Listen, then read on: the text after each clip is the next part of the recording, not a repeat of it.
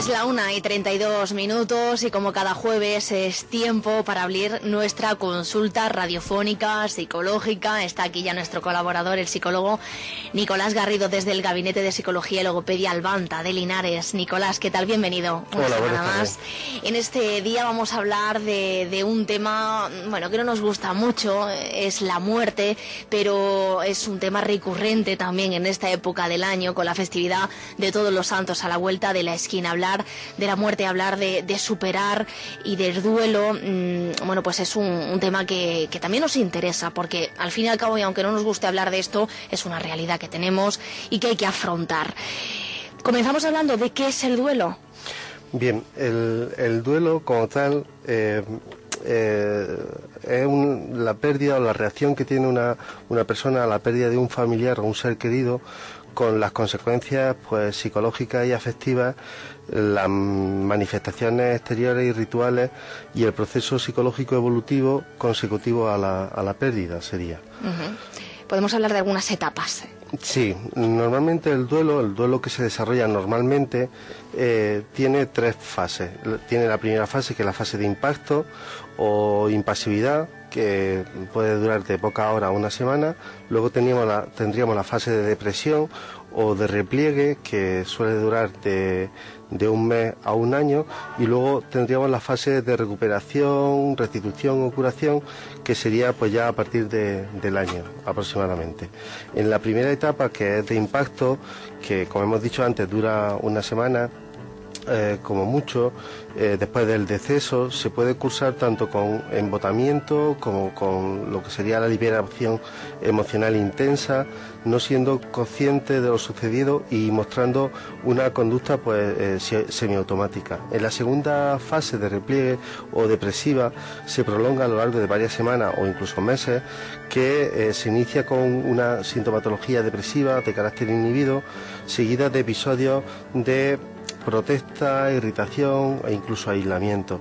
Y también pues, puede haber ciertos rituales a nivel social o de carácter religioso que en este caso pues una vez han finalizado pues vemos que la persona se encuentra sola, se encuentra con la realidad, y puede haber incluso episodios de psicóticos, o sea que lo oyes, que lo sientes, y por último tendríamos la fase de recuperación, que se puede producir al cabo de los 6 meses o el año, pues que ya la persona pues vuelve a retomar su funcionamiento, vuelve a retomar su vida cotidiana y pues en este caso vuelve a la normalidad.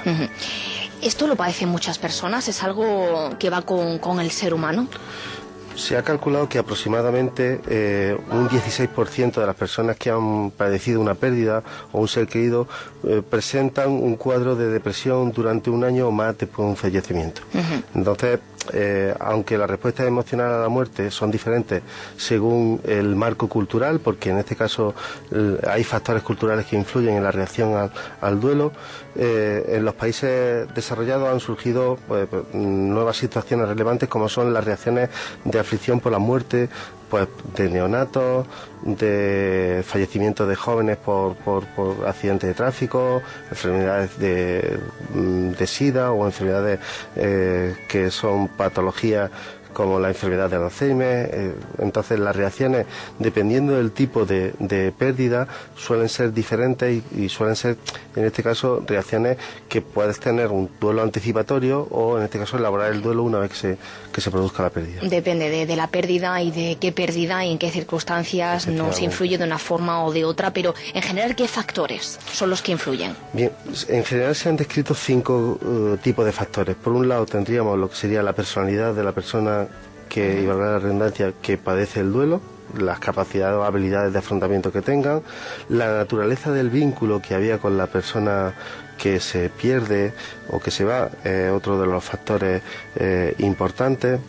El tipo de muerte, el tercero, dependiendo de si es una muerte traumática o una muerte que se puede anticipar.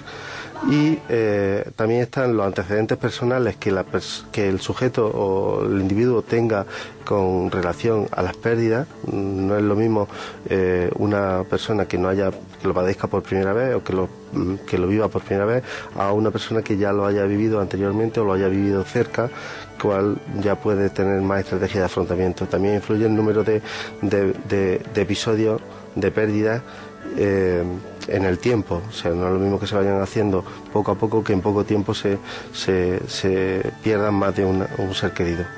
Y luego también tendríamos las características del entorno. El apoyo que tenga la persona es un factor que influye en la recuperación y en el afrontamiento al duelo. Uh-huh.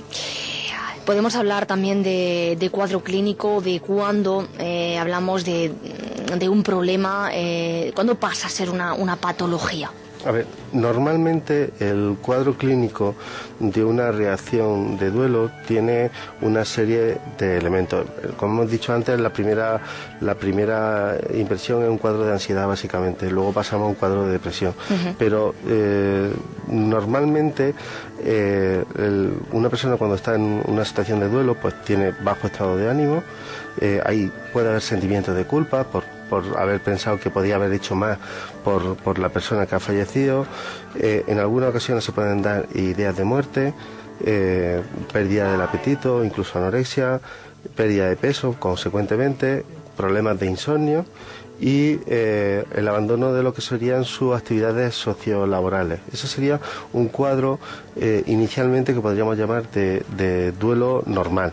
Ahora bien, el duelo se puede convertir en un duelo patológico y es cuando ya se prolonga más allá del tiempo estimado que hablábamos de medio año a un año. Cuando supera esa media, digamos, establecida. Uh-huh. ¿Y hay alguna tipología?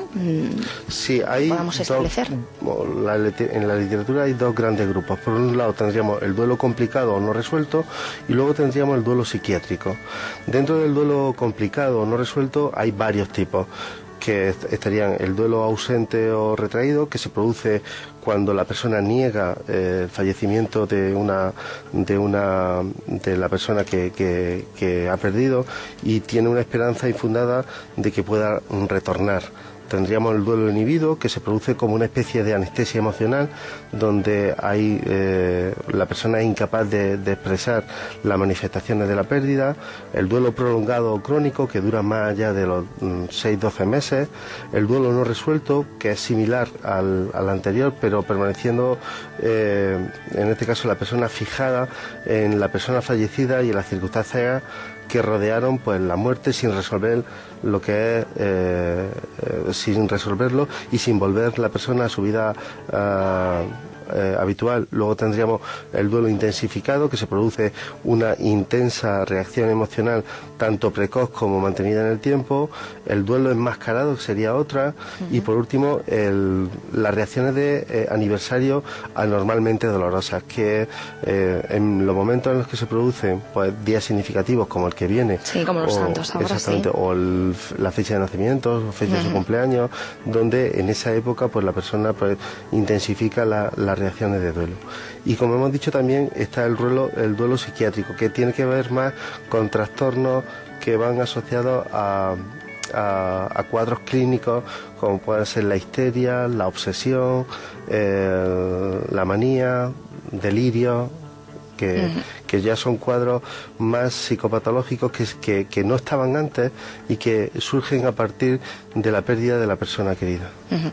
No queremos decir con todo esto que recordar a nuestros seres que ya no están con nosotros sea malo, todo lo contrario. Yo creo que alimentar el recuerdo de aquellas personas que queremos y que ya no nos acompañan debe ser positivo y también nos reconforta. Hablamos de este tema cuando se convierte en un problema y cuando nos afecta personalmente y, como está comentando Nicolás, en nuestro día a día, ¿no? Es cuando se puede convertir precisamente en eso, en un problema para nosotros y para las personas que nos rodean. Por eso es interesante hablar de cómo desde la psicología se aborda lo que en este caso sí podría ser un problema, ¿no? Efectivamente. El tema del abordaje, primero hay varios factores que hay que tener presentes. Uno es los predictores de lo que van a ser el duelo patológico. Uno de ellos sería la falta de salud física o psíquica que tenga la persona, que son factores que hay que tener presentes, lo que es la ambivalencia o la relación de amor-odio que pudiera tener que la relación previa, porque ya una vez que la persona ha fallecido, pues ese tipo de cuestiones no se pueden abordar evidentemente con la persona que ya no está. Los duelos repetidos, como hemos dicho antes, son factores que también hay que tener presentes de cara a lo que es el abordaje de este tipo de cuestiones. Hay una mayor fragilidad en muchas ocasiones por parte del varón. Estadísticamente, eso no significa que a una mujer no le pueda dar, pero que sí se da más en varones. Y por otro lado, el tipo de muerte, o sea, cómo haya fallecido la persona, si ha sido de forma repentina o en este caso ha sido un duelo que se haya podido anticipar, tipo Alzheimer, ¿no? Cuando hay un fallecimiento por una persona que ya se ve venir. Entonces, lo que es el abordaje terapéutico, por una parte, hay que facilitar a la persona que hable de lo que es el fallecido, las circunstancias de su muerte, pero que no sea un diálogo en el que sea solamente negativo, sino que recuerde también aquellos acontecimientos vividos que fueron positivos, que están ahí. Propiciar lo que sería la expresión emocional del paciente es un elemento que también es importante.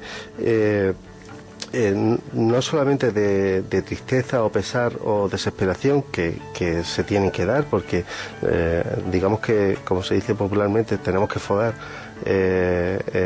cuando hay una pérdida de estas características, y hay que explicarle en este caso que hay determinados tipos de reacciones que son normales y que tienen que verse como un proceso normal dentro de lo que sería el proceso de pérdida, el proceso de duelo. Asegurar que, aunque inicialmente puede ser necesario que reduzca sus compromisos iniciales o laborales, se debe o facilitar un retorno a sus actividades habituales en un periodo, en un plazo de 3-6 meses como mucho, cuando estamos hablando de casos más graves, y recomendar el acompañamiento de familiares, amigos, para facilitar la realización de lo que serían las tareas domésticas durante el periodo inicial, que son elementos también que facilitan a la persona que está en el duelo o elaborando el duelo el que lo lleve mejor. Y por último, tener presente que las reacciones agudas de duelo, la contemplación de la persona fallecida, evita lo que sería la cristalización, lo que se ha llamado la cristalización de fantasía. ¿Eso qué significa? Eso significa que cuando una persona fallece nos tenemos que despedir de ella. Entonces, verla, hombre, a no ser que sean fallecimientos donde la persona está completamente desfigurada y demás, pero ver a la persona fallecida favorece el proceso de duelo, y el despedirse físicamente de ella hace que la persona, pues, tenga un comienzo, tenga una despedida, tenga un final y tenga un comienzo que sea el propiciar la elaboración del duelo. Bueno, pues son consejos a tener en cuenta ante la muerte. No entendemos la vida sin la muerte, eso está claro, es algo que debemos asimilar, aunque nos duela.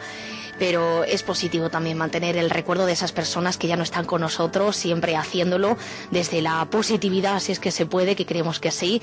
Y bueno, puede ser un momento óptimo esta festividad que tenemos ahora de los difuntos y de los santos. En todo caso, hemos querido abordar este tema aquí en este espacio con el psicólogo y con Nicolás Garrido, al que le damos las gracias, a disfrutar de esta festividad, que también es momento para disfrutarla, claro que sí. Y hasta la próxima semana. Gracias. Hasta luego.